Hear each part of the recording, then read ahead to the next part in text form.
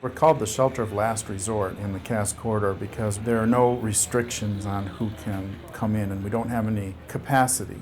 So if the other shelters are full, we'll take those clients. If the individual happens to be intoxicated or belligerent or something, and they get kicked out of other shelters, or they have some fluid psychosis where they can't follow the rules and get kicked out of the shelter, we'll take them in. We have had as many as an estimated 700 people there in the coldest winter nights.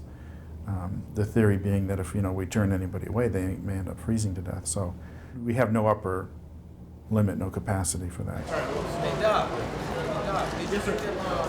We have a significant population of patients who are uninsured, and of course they tend to fall out of the healthcare net. So I'm putting out fires a lot, finding people who have been without their medication for quite a while, diabetics who haven't had insulin, or people with blood pressures that are through the roof. My first year at the shelter, there was a woman who came in, her feet were really painful, and on examination I saw that the soles of her feet were very macerated, just like real white and waxy. You know how if you sit in a bathtub how your skin gets wet and wrinkly? If you magnify that 10 times, that's what the sole of her foot looked like.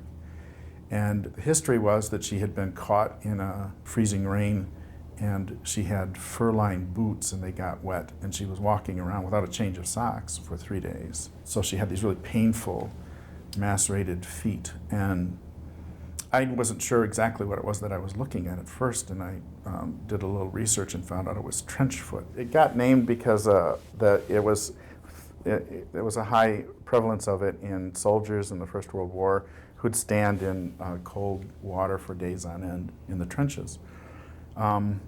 It's not really something that you run into in clinical practice every day. Her trench foot could have been avoided by just a change of dry socks.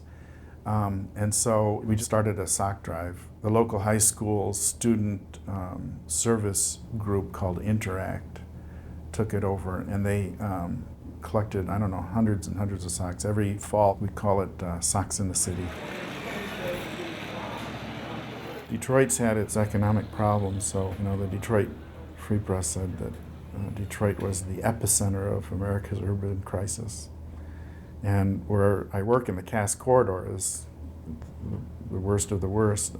I just like to be able to help people, and this is a spot where I think I'm probably most needed. Word gets around. I have gotten people come to the shelter because they know I'm there. They sit in chairs in the main room, and I put a list out there and they sign the list to see me, so they're willing to see me.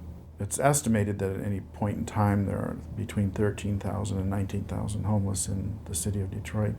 And from a healthcare perspective, we're way behind the curve because we have very few of the low-cost or free clinics.